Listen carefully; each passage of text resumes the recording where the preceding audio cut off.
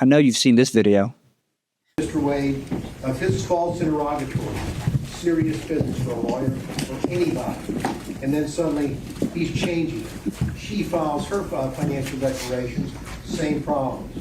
We need her in here to go over all of this and to explain exactly what happened. So we would ask the court that the court allow Ms. Willis to be called and interrogated on these matters. And I would, too, Your Honor.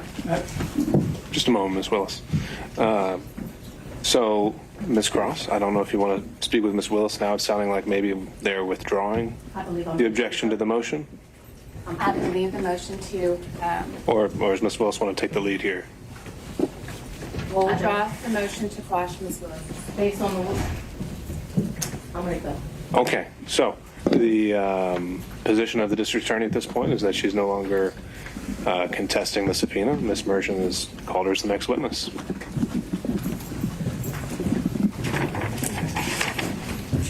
I would ask, I need 3 documents in front of me, and they're the 3 filings of Ms. Merchant. 3 filings.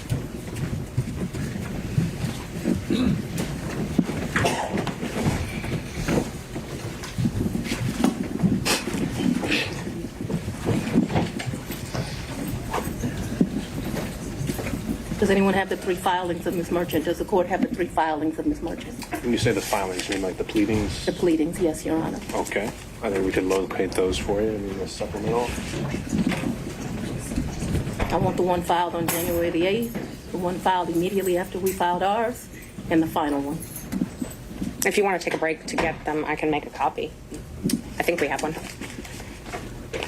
You know, the only copy I have is going to have my notes on it. So if we don't have a clean copy, We have a 5-minute break during. let's I'll get take the documents. 5. All right. I'll sit here and wait for him. I don't know what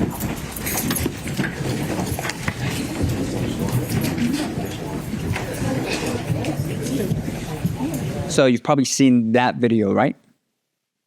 We're talking about Fani Willis, Fulton County's DA, who is in charge of one of the biggest RICO cases in American history against Donald J. Trump. To catch you up and recap just quickly, Fani Willis hired Nathan Wade, who many see not qualified to prosecute a case this complicated and with this much pressure behind it. Now, despite Wade's sharp intellect and extensive experience in civil law, his credentials fall short in criminal law, specifically in prosecuting RICO cases, a niche that's difficult already. Wade, who has had a very close personal relationship with Willis for years, filed for divorce around the time she chose him to join the prosecution. So your answer as to why you waited until the day after you were hired by Ms. Willis, which would be November 1st, 2021, to file the complaint for the divorce on November 2nd, 2021. Your testimony under oath is because your wife was here, but had not been here in October, had not been here in September, had not been here in August of 2021. She had been in Texas taking care of her ailing mother and your testimony, aging father. So the first opportunity that I had after speaking with my lawyers to take care of that was the date it was filed and served, because she happened to be here. It had nothing to do with, that was purely coincidental, that contract. He has since billed the county hundreds of thousands of dollars in hourly fees. Now, don't get it wrong, his fee rate isn't what was outrageous. But what was the amount of hours he was put in. That raised a lot of questions, especially for somebody that lacked as much experience as him in that kind of territory. Now, complicating things a little bit farther, Willis and Wade were engaged. They were engaged in a sexual affair during this time, a fact that they admitted, but initially tried to conceal. We need a yes or no. Let's just get down to it. Did you or did you not, by May the 30th, 2023, have had sexual relations with Miss Willis, yes or no? Yes or no? Yes. Okay. Now, what you did is you answered no to that question, didn't you, or none, correct? I didn't answer no to the question you just asked. I answered no to the interrogatory question. And the interrogatory stands that you answered as a pleading in a civil proceeding, your divorce case, right? Yes. Now, during this period, Wade enjoyed substantial financial gains from a case he was arguably unqualified to handle, spending lavishly on exotic vacations for himself and for Willis. For example, they vacationed in Belize, which has beautiful beaches, by the way. Willis took the stand, she rushed in, and in my opinion gave the court a whole bunch of baloney. Shaky at best stories about how she had paid him back for her share of the trips with cash. Hard, cool cash. There's no records of this, of course, because she keeps thousands of dollars at home in cash that she has saved over the years. I want this record to be abundantly clear that he calls his travel agent, he calls his cruise agent. They do whatever he tells them. He's like on a first name basis with these people. They do it, and then he tells me how much it is, and I give him the money back. I don't, just like you're asking me about the money with Robin, I don't do my friends like that. So if you tell me it's a G, then you're going to get $1,000. Whatever it is, I didn't ever make him produce receipts to me. Whatever he told me it was, I gave him the money back. Isn't it true that he paid for the cruise and the flight on his credit card? I'm not asking about reimbursement or after. He used his credit card to buy the cruise and buy the flight, correct? I have no idea how he paid for it, if it's a credit card, if it's a debit card, but certainly he called his cruise agent. You know, like how many people have a cruise agent? He calls his cruise agent, tells them where they want to go. They tell him what's booked. You have to remember, he paid for, that initial was me, him, and his mother. And then after that cruise, you all flew to Aruba and spent a couple days in a hotel there, correct? Right. He initially paid for that. For Aruba, yes, ma'am. So let's talk about both of those. I know he initially paid for it. Did you pay him back? For the cruise and for Aruba, yeah, I gave him his money before we ever went on that trip. You gave him cash before you ever went on the trip? Mm-hmm. Okay. And so when you got cash to pay him back on these trips, would you go to the ATM? No, lady.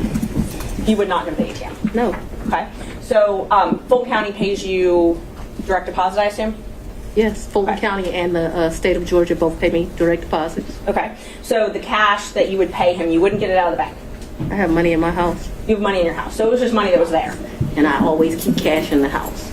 Now, I don't do it to the degree that my father would do it, so he would probably be ashamed with me, but I always have cash at the house. That has been, I don't know, all my life. If you're a woman and you go on a date with a man, you better have $200 in your pocket. So my question was, where did that cash originally come from, if it didn't come out of the bank? Cash is fungible. We've had cash for years in my house. So for me to tell you the source of when it comes from, when you go to Publix and you buy something, you get $50, you throw it in there. It's been my whole life. When I took out a large amount of money on my first campaign, I kept some of the cash of that. Like, to tell you I just have cash in my house, I don't have as much today as I would normally have, but I'm building back up now. So you just put money in. It's a very good practice. I would advise it to all women. So you can't identify when you came into this cash or where the cash came from? I didn't say I couldn't identify it. No, nobody gives me anything. I am sure that the source of the money is always the work, sweat, and tears of me.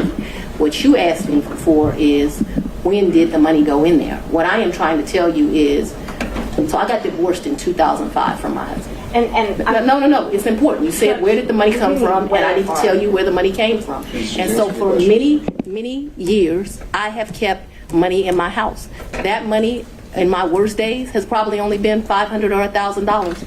At my best days, I probably had $15,000 in my house at cash. At all times, there's going to be cash in my house or wherever I'm laying my head. The money that you paid Mr. Wade, the cash, in October of 2022, you do not know where that money came from? I do know where it came from. It came from my sweat and tears. Do you know which job it came from? Did it come from Fulton County or did it come from a private job? It came from... Now, I've heard these stereotypes before, and I don't doubt it. But meanwhile, she had a tax lien on her property and she was behind on bills. all while supposedly having all these stacks of cash at home to pay her boyfriend back for these lavish trips.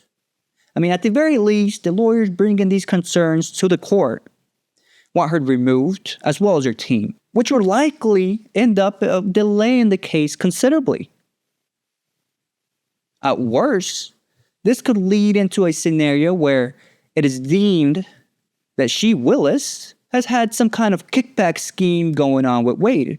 Now, I personally don't think that's the case, but she's the DA. She should have known better, especially considering the level of case she is dealing with here. If anything, it speaks for her character and I guess what's expected out of a DA. This has nothing to do with Trump and whether he's guilty or not. It's the fact that she was this careless. I mean, some are saying it isn't fair that her personal life is put on display. You gotta realize that she has only herself to blame. I mean, I also note how the judge was very lenient and pretty much protected her, coddled her when she was clearly out of line. How she represented herself up there. She was treated with privilege, which I imagine comes from working and being a lawyer herself. I don't think a regular citizen would have gotten that kind of leniency from that judge. The judge should be making his decision soon, and who knows, this might get dropped, we continue as normal, or she gets dropped, removed from the case, which she should already from an optics perspective, and at the very least, the case is going to get delayed. Would it benefit Nikki Haley for this case to get postponed, or to go ahead and move forward? Good people, goodbye.